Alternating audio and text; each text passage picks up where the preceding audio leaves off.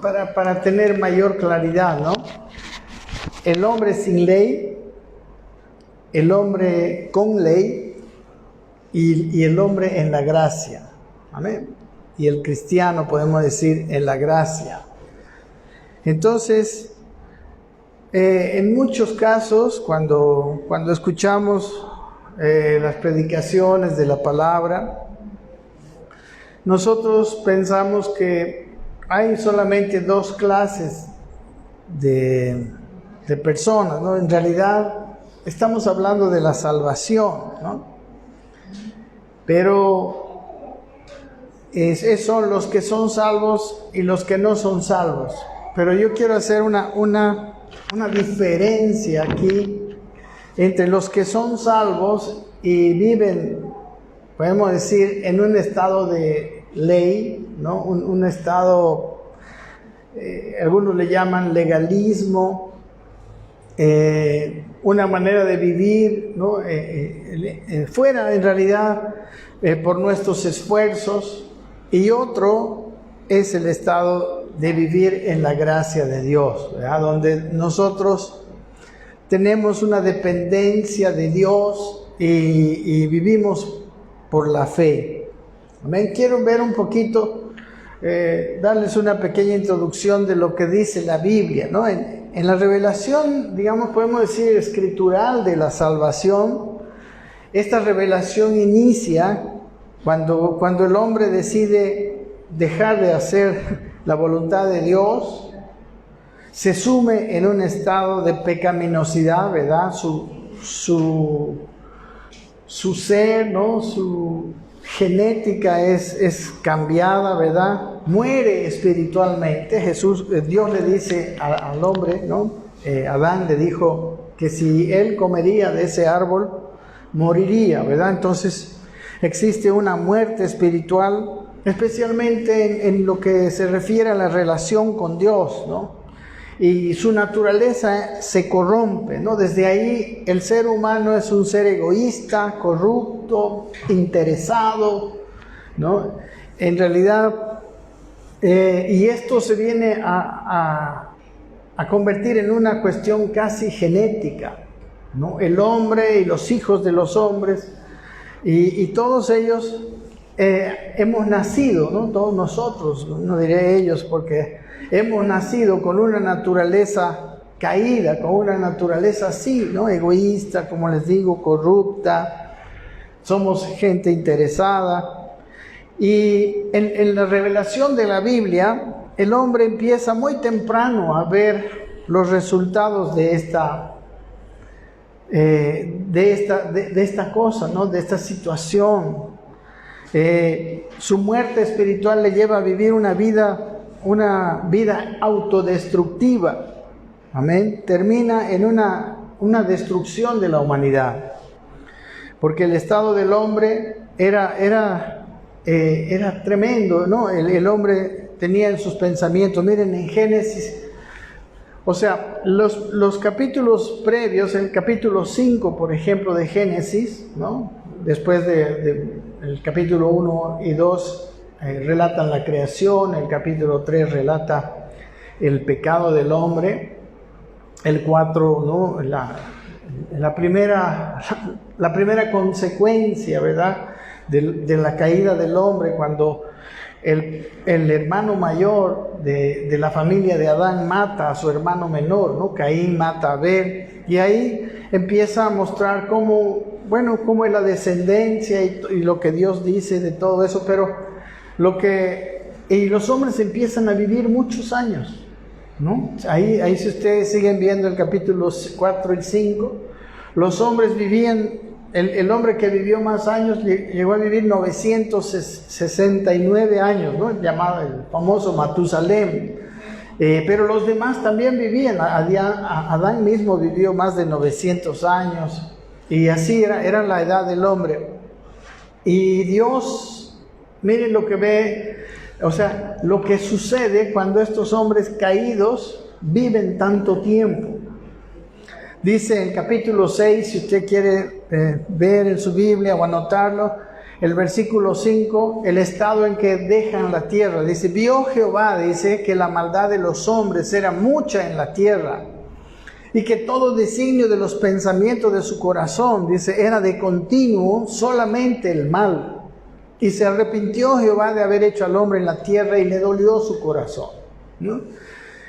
Dios nos ama, pues, ¿no? Amén. Y ver que el hombre entrara en ese estado de maldad, ¿no? Por el hecho de haberse corrompido, ¿no? El versículo 11, por ejemplo, de este mismo capítulo dice, y la tierra se corrompió delante de Dios, y estaba la tierra llena de violencia.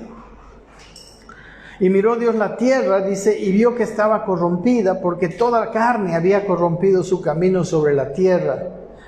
Y dijo pues a Noé, ¿no? He decidido el fin de todo ser, porque la tierra está llena de violencia a causa de ellos, y yo los destruiré con la tierra, ¿no? Y ahí nosotros conocemos la historia de el diluvio universal, ¿no? De cómo el hombre, podemos decir, muere, ¿no? El hombre es destruido por Dios mismo, porque no había solución, ¿no? Siempre que viene un juicio de Dios, Dios sabe que ya no hay otra solución. El juicio de Dios siempre es la última medida de Dios, porque Dios nos ama, recuerden, Dios nos ama. Y por lo menos en aquel tiempo quedó un hombre, ¿no? Noé, ¿no? Y dice que Noé era un varón justo. Y es posible que Dios haya visto y haya dicho, si Noé sigue viviendo ahí, a Noé más lo van a corromper, ¿verdad? Y Noé más va a ser afectado por esa violencia. Si ustedes, por ejemplo, se acuerdan, otro de los descendientes de Adán llamado Enoc, no sé si se acuerdan quién es Enoc. Enoc también era uno de los descendientes, creo que era, no sé si era el padre de Noé, pero dice que él caminó con Dios.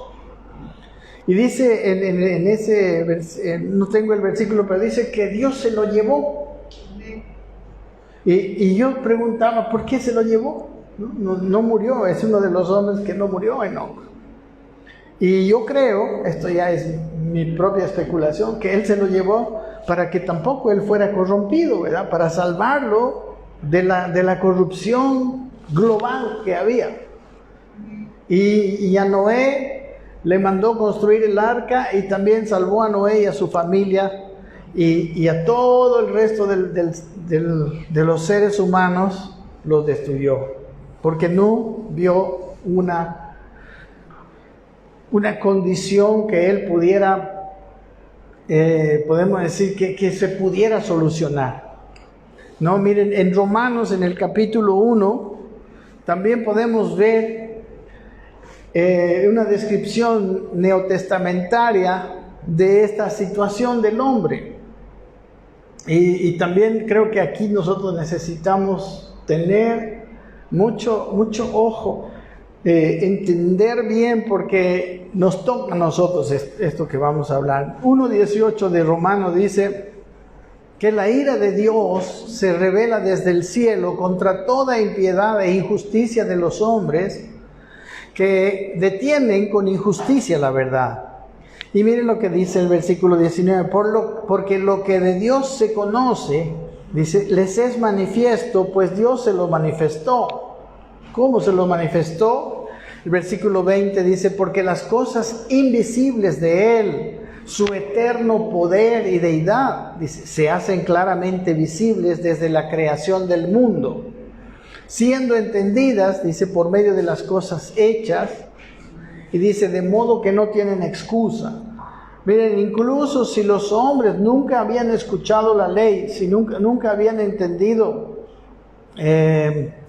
los mandamientos, ellos tuvieron una revelación de Dios. Ellos pudieron ver a Dios, dice, a través de las cosas hechas. Una obra, no sé, por ejemplo, una obra de arte, nosotros sabemos que un cuadro no es que se hizo solo, ¿verdad? Un cuadro revela a un pintor, ¿no? A un artista.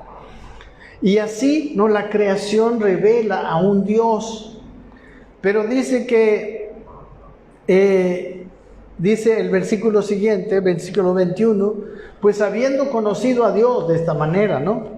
Ellos, ¿qué hicieron? No le glorificaron como a Dios, ni le dieron gracias, sino que se envanecieron en sus razonamientos y su necio corazón fue entenebrecido.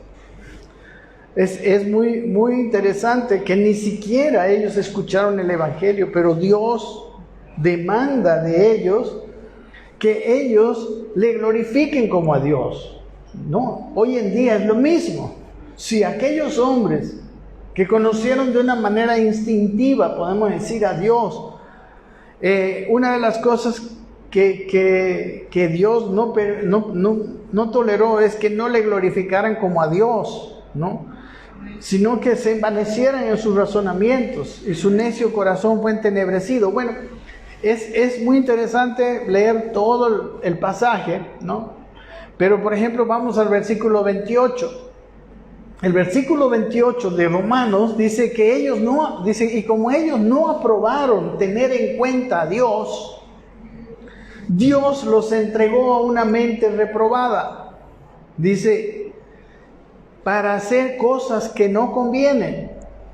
Dice, estando atestados de toda injusticia, fornicación, perversidad, avaricia, maldad, llenos de envidia, homicidios, contiendas, engaños y malignidades, ¿no? Y si ustedes pueden imaginarse, eso era lo que pasó en Génesis capítulo 6, ¿no? El hombre llegó a estar en un estado donde había solamente violencia, el deseo de su corazón era solamente el mal. El versículo 32 dice, quienes habiendo entendido el juicio de Dios, dice que los que practican tales cosas son dignos de muerte, dice, no solo las hacen, sino que también se complacen con los que la practican. Amén. Y miren, hermanos, en el Génesis capítulo, en ese mismo capítulo 6, una de las cosas que me llama la atención es que Dios dice que le disminuye la edad al hombre. Dice en el capítulo 6 de Génesis, versículo 3, y les estoy dando esto con versículos y todo porque a mí me parece que yo no debo predicar otra cosa que la Biblia, ¿verdad? Si hay alguna autoridad en la predicación, cualquier predicación, es que es una predicación basada en la palabra de Dios.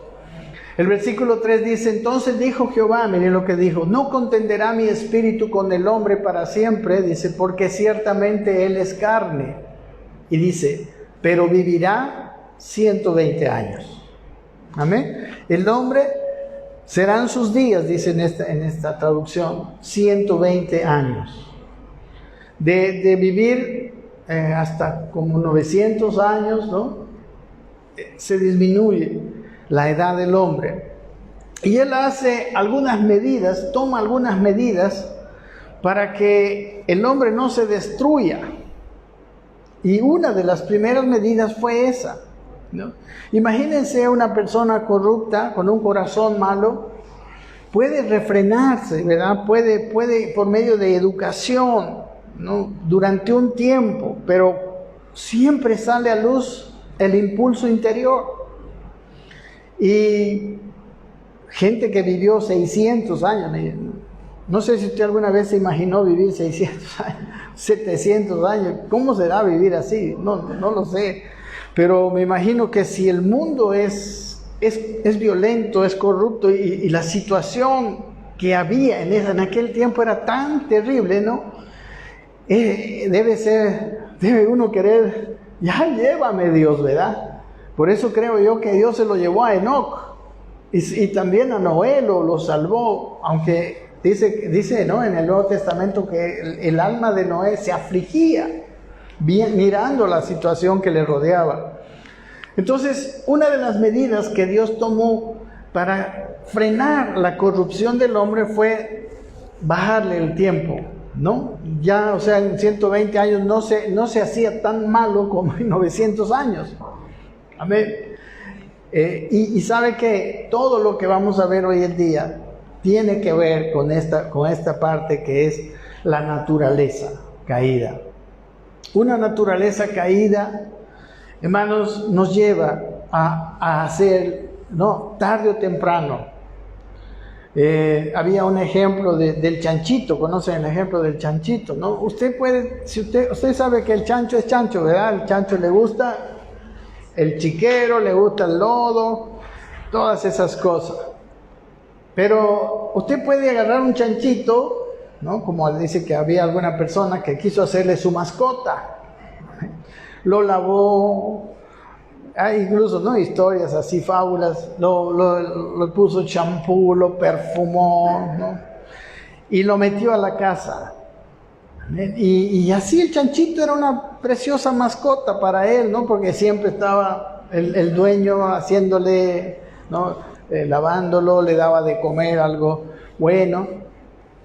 Pero fue hasta que un día quedó la puerta abierta, ¿verdad? ¿Y dónde fue el chanchito? Imagínense ustedes ya. Se escapó el chanchito y fue a lo que su naturaleza lo llevaba. Amén. Lo que estoy hablando aquí, en realidad lo que quiero demostrarles, es que el hombre jamás podrá ser un ser bueno sin la fe en Cristo y sin la nueva naturaleza que nos da el haber creído en el Señor, ¿no? Una de las cosas más importantes que ninguna otra religión tiene. En ninguna religión el hombre nace de nuevo, por lo menos hasta lo que yo conozco. Pero la Biblia nos habla de que necesitamos nacer de nuevo. Bueno, pero todavía estamos en el comienzo de la palabra. Entonces, el hombre vive menos. Dios hace una de las cosas. Y la otra cosa que hace Dios es que funda un pueblo, ¿no?, a través de un hombre de fe, ¿no? Y ahí en Génesis, desde el capítulo 12, nos muestra la historia de Abraham, ¿no? Y funda un pueblo, y de sus descendientes él hace un pueblo llamado Israel, el pueblo de Israel, ¿no? Al finalizar el libro de Génesis, Israel, que en ese tiempo era solo una gran familia, ¿no?, como 70 personas, entran en Egipto y termina el capítulo, el libro de Génesis, con Israel, ¿no?, con toda su familia en Egipto, ¿no? Pasa el tiempo y el pueblo queda en esclavitud, ¿no? El faraón, que en aquel tiempo los llevó con tantos honores, porque José, el hijo de Israel, o de Jacob, que es el mismo, había sido su primer ministro, ¿verdad? Y bueno, trajo una gran bendición porque él previno el gran hambre que había, ¿verdad? Y salvó a mucha gente. Entonces, ellos entraron por la puerta grande, pero después cambió la dinastía de los faraones y ellos los esclavizaron, ¿no? Y dice la Biblia que estuvieron una cantidad de 400 a 430 años, depende de dónde uno lo mire, en Egipto, y ahí fueron esclavizados, ¿no? Me imagino que es una muestra, o sea, para mí es una muestra para nosotros de lo que ocurrió con Adán y Eva, ¿verdad? Adán y Eva, ellos quedaron esclavos del pecado. Toda la revelación, ¿no? Es como una cosa cíclica, nos va mostrando. Ustedes van a ver que nos va mostrando la misma, ¿no? El hombre pecado, el hombre salvado y la tierra prometida, ¿no? Bueno, ahí, después de los 400 años, Dios usa un libertador en el segundo libro de la Biblia, el libro de Éxodo. Usa a un libertador, Moisés, y bueno, les muestra pues a un Dios lleno de maravillas. Juzgan a Egipto, juzgan a los egipcios. Dios muestra su poder ahí y saca a su pueblo de de la esclavitud de Egipto y los llevan hacia una tierra prometida. Amén. Esto también es un símbolo para nosotros de nuestra salvación. Nosotros hemos salido libres del pecado y después lo lleva por un desierto. Amén. Muchas veces nosotros pasamos, después de ser salvos, una vida de desierto, donde hay muchas, ahí Él empieza a enseñarles a su pueblo una manera de vivir.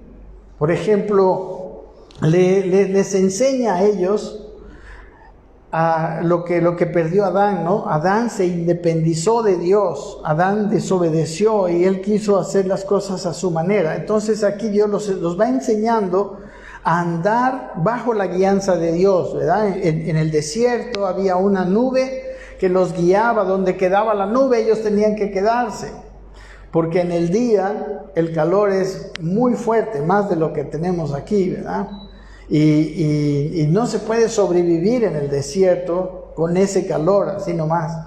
Y en la noche hace un frío también tremendo, ¿no? Entonces en el día había una nube y en la noche había una columna de fuego que les traía luz y les traía calor. Y la nube en los días y la columna de fuego en las noches a veces se movía. Y entonces ellos tenían que moverse junto con la nube. Amén. Miren qué manera de llevarlos, ¿verdad? Y luego en el desierto, en la parte más escondida del desierto, que se llama en la península del Sinaí, en el monte Sinaí, Él les da a conocer la ley, ¿no? Se da a conocer en la ley, los 10 mandamientos, se da a conocer su carácter, ¿verdad? La ley de Dios llamada la ley de Moisés, porque ahí les muestra un camino también a la presencia de Dios. Él le hace hacer el tabernáculo. Él le revela el sacerdocio. El sacerdocio era una serie de pasos para que los hombres israelitas se acercaran a la presencia de Dios. Ahí también les muestra cómo son los sacrificios, ¿verdad? Que todo eso siempre mirando, si ustedes lo ven, a la obra de Cristo. ¿Amén? La obra de Cristo era lo que Dios estaba. Entonces, Él los estaba preparando en el desierto. Recuerden que primero tenían una vida de esclavos, una mentalidad de esclavos. Pero ellos tenían que llegar a vivir en una tierra en las palabras de Dios, era una tierra que fluye leche y miel, una tierra de bendición, una tierra donde ellos deberían dejar, ¿no? de confiar en sí mismos. En realidad, en Egipto, todo dependía de ellos. Ellos tenían que trabajar para comer, y trabajaban de sol a sol y comían de su trabajo. Pero en el desierto, si se dan cuenta, ¿quién proveía la comida? Dios, ¿verdad? Dios les daba el maná todos los días. En momentos en que hubo escasez de agua, Dios les dio el agua, etcétera, ¿verdad? Dios los sostuvo todo el tiempo. Y Él los iba a llevar también a una tierra, la tierra prometida, una tierra que fluye leche y miel, también a habitar, también a vivir una vida de gracia también, una vida donde Dios proveía todo. Dice, ustedes entrarán y habitarán en ciudades que no construyeron, comerán de viñas que no plantaron, ni siquiera tendrán que regar, dice, en esa tierra sus plantíos como en Egipto, ¿no? Que traían el agua del río. Dice, en aquella tierra las lluvias del cielo les darán el riego para sus cosechas, etc. O sea, una vida donde Dios era Dios y ellos dependían de Dios. Hermanos, en todo esto que estamos viendo, hay enseñanza para nosotros que estamos viviendo hoy en día en esta vida en la gracia de Dios. Amén. Entonces, lo que les digo, Él les enseñó. Amén. Se mostró a ellos, pero cuando llegaron, a las fronteras de la tierra prometida, ellos no creyeron en Dios. Amén. Dios, lo que más quiere Dios de nosotros es que le creamos. Es que nosotros confiemos en Él. Si hay alguna virtud que nos va a llevar a la victoria, que nos va a llevar a una transformación verdadera, esa es la fe. Es una palabra muy sencilla de 2 letras, ¿no? Pero eso es lo que Dios requiere, que yo le crea a Él, ¿no? Y eso fue en lo que ellos se aplazaron, porque después de darles todas esas instrucciones, los llevó hasta las orillas de la tierra prometida, y ya cuando iban a entrar, enviaron los 10 espías, ¿recuerdan? Y los 10 espías vinieron y vieron que en la tierra prometida había gigantes y ciudades amuralladas. Y dice que el corazón del pueblo se hizo agua, en la expresión original, ¿no? Empezaron a llorar, empezaron a decir, ¿para qué Dios nos ha traído para matarnos?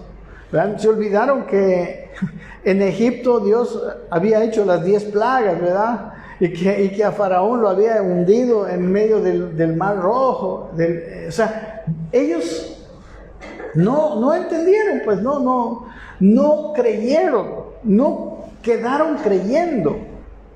Amén. Y eso es lo que nos va a impedir. Si usted no cuida su fe, si usted no valora su fe, si usted deja de confiar en Dios en cualquier momento de su vida, usted va a ser derrotado. Yo se lo digo y la Biblia se lo dice.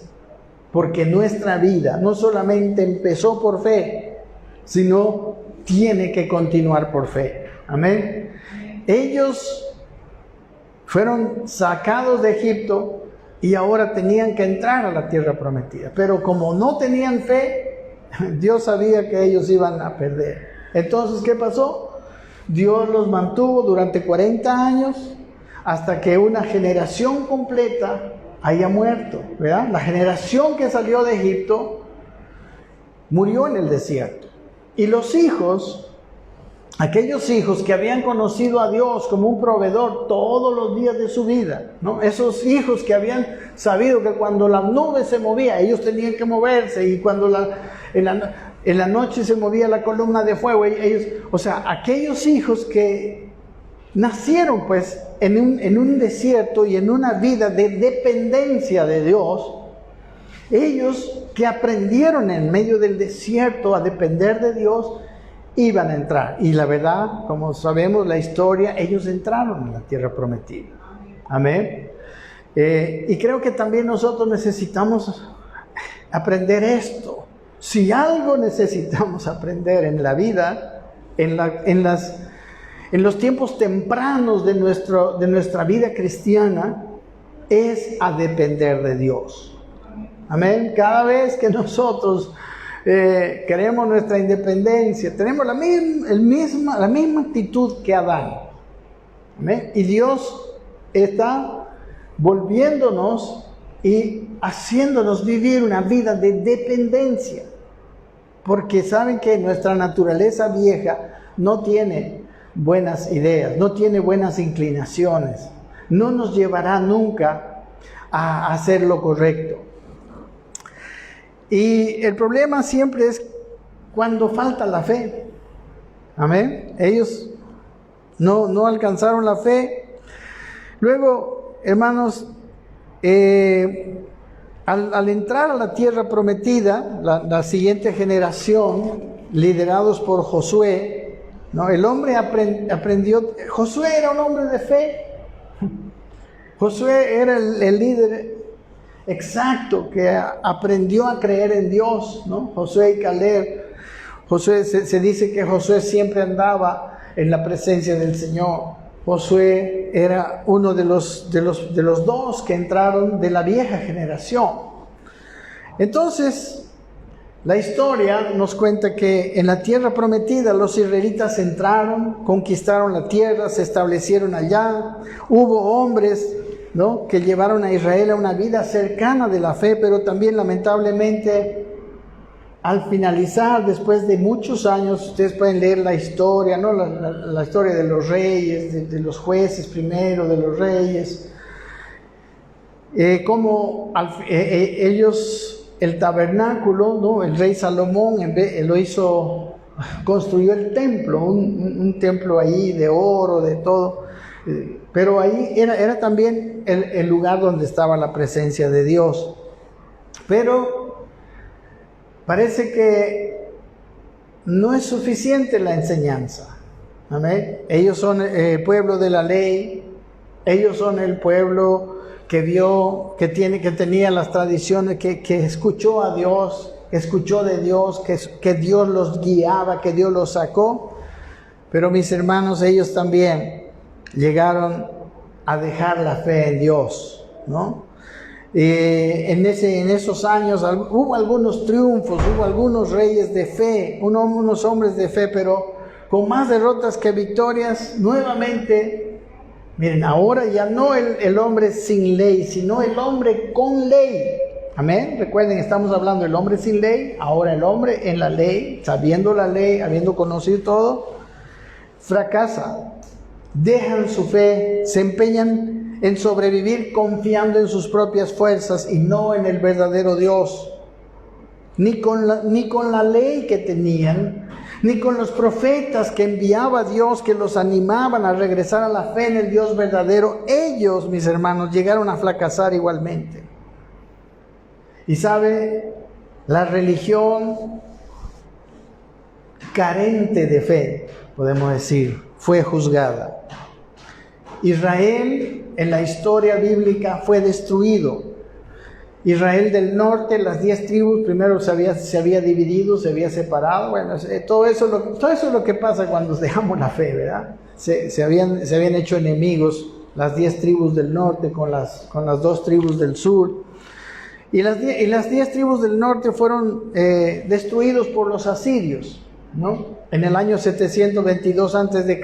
cae, ¿no?, Samaria por el rey Salmanasar asirio, y luego un poco más de 100 años, ni siquiera los del sur, los que tenían la descendencia de David, igual, ¿no? El año 590 y tantos, Nabucodonosor viene y destruye, y no solamente se lleva, no solamente los derrota, sino que destruye Jerusalén y destruye el templo, ¿verdad? Deja al pueblo sin su templo, que era su centro religioso, y a Jerusalén con los muros caídos y destruida la ciudad. ¿Y qué aprendemos de esto? Aprendemos que el hombre no puede hacer nada sin fe. Amén. Después de esto hubo algunas reconstrucciones, ¿verdad? ¿Se acuerdan el regreso con Esdras, Nehemías, ¿no?, con Josué, con el sumo sacerdote, con Zorobabel? Pero igual Israel fue siempre de mal en peor hasta llegar a la época de Cristo, ¿no? Hubieron 400 años de silencio profético desde el último profeta. Dios no habló durante 400 años. Y digamos, la ley que había sido traída por Dios, ahora ya se había convertido, ya en los tiempos de Cristo, se había convertido en una religión, ¿no? Leemos en el libro de Romanos, habíamos leído en el capítulo 1, ¿no?, que los hombres que habían recibido la revelación de Dios por medio de las cosas hechas. En el capítulo 2, el apóstol Pablo, que es el autor de la carta a los romanos, se refiere a los judíos. Primero los hombres sin ley, ¿verdad? Ahora los judíos, hombres con ley. Pero en algo que yo quiero mostrarles es que no es suficiente conocer la ley. No fue suficiente conocer todo eso. Y ahora todavía no es suficiente. Entonces, Podemos leer, por ejemplo, en Romanos 2, aquí tengo versículo 17, lo que les dice a los judíos, porque en el capítulo 1, ustedes si leen, él habla de la total corrupción de los que no conocían a Dios. Pero en el capítulo 2 dice, ¿y ustedes qué dicen? Les dice a los judíos, versículo 17, también estoy leyendo solo algunos versículos, pero usted tiene que leerlo en su casa. Le dice, he aquí, le dice, no, tú tienes por sobrenombre judío y te apoyas en la ley, ¿no? Y te glorías en Dios y conoces su voluntad. Mire, para todo eso era buena la ley. E instruido por la ley apruebas lo mejor y confías que eres guía de los ciegos, luz de los que están en tinieblas, instructor de los indoctos, maestro de niños, que tienes en la ley la forma de la ciencia y de la verdad.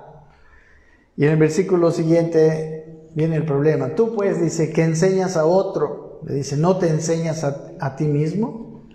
Tú que predicas que no se ha de hurtar, hurtas, ¿verdad? El problema de los judíos no era la falta de conocimiento, porque ellos tienen la ley. En el capítulo 3 les dice Pablo, ¿qué ventaja pues tiene el judío? ¿O de qué aprovechan la circuncisión? ¿No? La circuncisión era el rito que los metía, digamos, ¿no? A ser hijos de la ley. Y dice el siguiente versículo, mucho, en Romanos 3:1. Sí. ¿Qué ventaja pues tiene el judío? Le dice Pablo. ¿O de qué aprovecha la circuncisión? ¿No? En realidad él estaba hablando del hacerse judío, ¿verdad? Mucho, dice. En todas maneras, primero ciertamente que les ha sido confiada la palabra de Dios. Amén. Esa es una de las cosas que era una ventaja. Y como les digo, Dios había hecho dos cosas, ¿no? Uno, había reducido la edad de los hombres y luego les había dado la ley. Y hermanos, esa ley que Dios les había dado era como un cerco, es como las leyes hoy en día, ¿no? Los ciudadanos en Bolivia tenemos leyes, ¿no? Y aunque muchas personas quisieran transgredir las leyes, ¿verdad? Si lo hacen y los pillan, los meten a la cárcel, ¿no? Les dan sanciones. Y el cristiano legalista se conforma con conocer las leyes y tratar, ¿no?, de hacer las leyes. Pero la obra de Dios va más profunda. La obra de Dios va a una transformación de naturaleza. Amén.